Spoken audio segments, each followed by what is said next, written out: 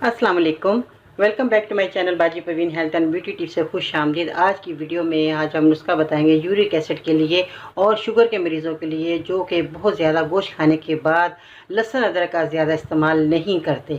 तो आज मैं आपको पूरी तफसील से आज मैं बताऊंगी कि शुगर के मरीज़ों के लिए क्या चीज़ बेहतर है और क्या नहीं, और यूरिक एसिड क्यों हो जाता है हमारे को। आज हम तफसील से इस वीडियो में बात करेंगे और जिन चीज़ों का आपने इस्तेमाल करना है वो नहायत उम्दा और बहुत ही फ़ायदेमंद है। तो इसलिए जिन चीज़ों का आपने इस्तेमाल करना है, इससे आपकी सारी बीमारी दूर हो सकती है।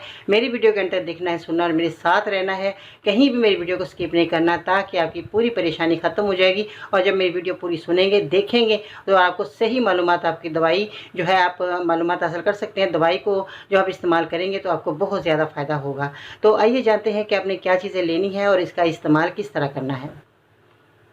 जी तो नाज़रीन, कैसे हैं आप? उम्मीद करती हूँ बिल्कुल खैरियत से होंगे। अल्लाह ताला आपको अपने घरों में खुश आबाद रखे और सेहत तंदुरुस्त ज़िंदगी बसर करें।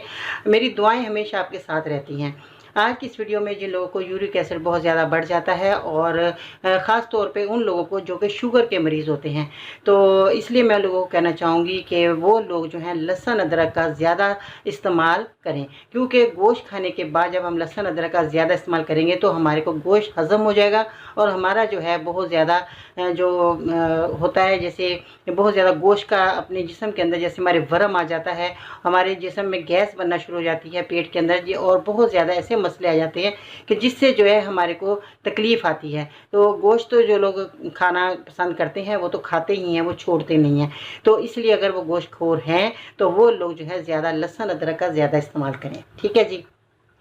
एक तो ये काम आपने करना है। इसके बाद जो है आपने जिन चीज़ों का इस्तेमाल करना है, इनको बताने से पहले जल्दी से मेरे चैनल को सब्सक्राइब कर लें, मेरी वीडियो को लाइक करें, ताकि आपको इस तरह की वीडियो और मालूमात मिलती रहे और आप घर बैठे ही अपना इलाज करते रहें।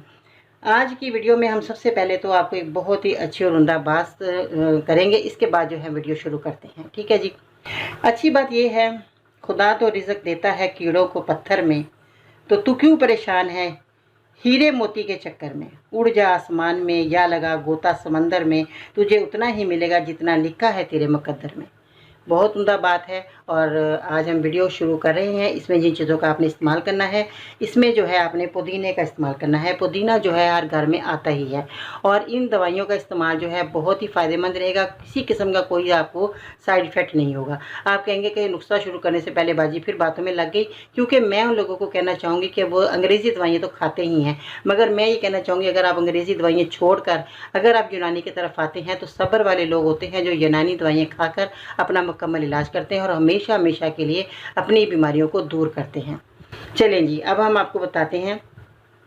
अब आपने क्या करना है, ये है बड़ी इलायची। बड़ी इलायची भी आपके किचन में मौजूद है, और ये है राई, जो कि राई हम इस्तेमाल करते हैं अपने खानों में, और ये खाने में इस्तेमाल भी करनी चाहिए और हम अचार में भी इसका इस्तेमाल करते हैं।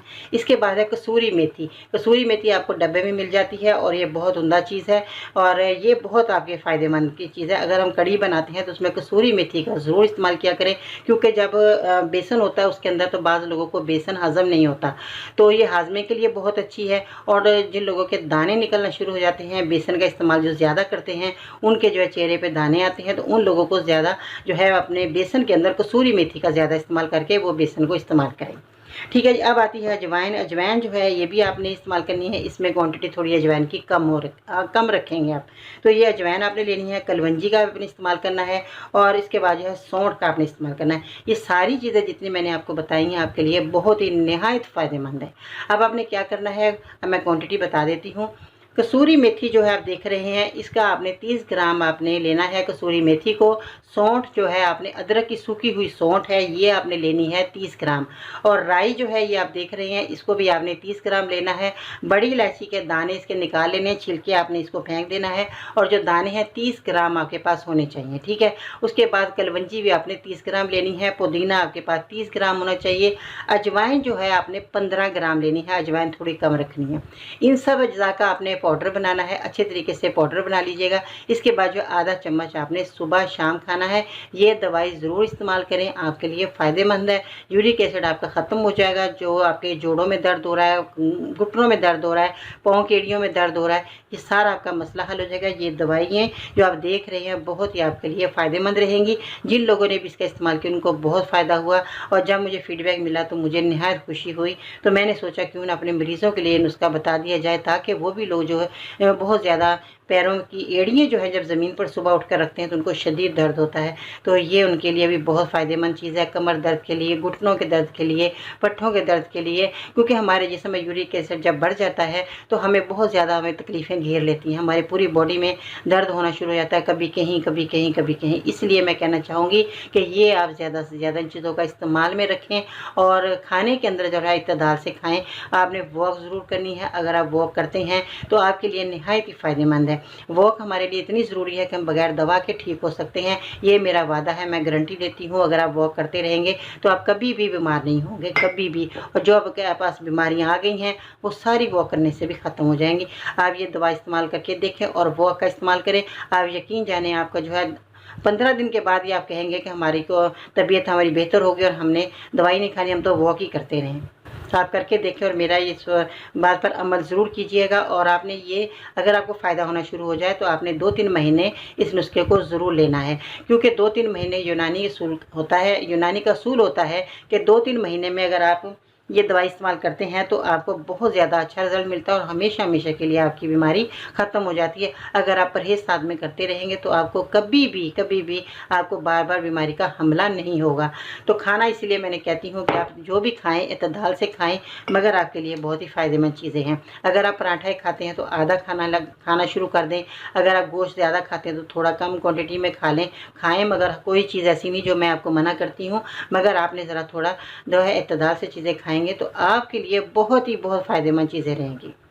ठीक है जी, इन चीज़ों का आप इस्तेमाल करके मुझे फीडबैक में बताना है कि आपको मेरी ये सारा जो चीज़ें मैंने बताई, आपको मेरा नुस्खा कैसा लगा। दुआ में याद रखिएगा और चलते चलते जो है चैनल को सब्सक्राइब करें, बेल आइकन को ज़रूर दबाएं और अपना फीडबैक शेयर करना मत भूलिएगा। और दूसरों को मेरी वीडियो ज़रूर शेयर करें ताकि वो भी लोग जो है मेरे इस नुस्खे से फ़ायदा हासिल कर सके और आप लोगों के लिए दुआ गो बन जाए। आपके लिए बहुत ही फ़ायदेमंद है कि आपके लिए दुआ मिलेगी तो आपकी बीमारियाँ भी दूर होती चली जाएंगी। अपना ख्याल रखिएगा। इंशाल्लाह ताला ज़िंदगी रही तो फिर मिलते हैं, बहुत ही ख़ास उम्दा वीडियो लेकर आपकी खिदमत में हाज़िर होते हैं। खुदा हाफिज़।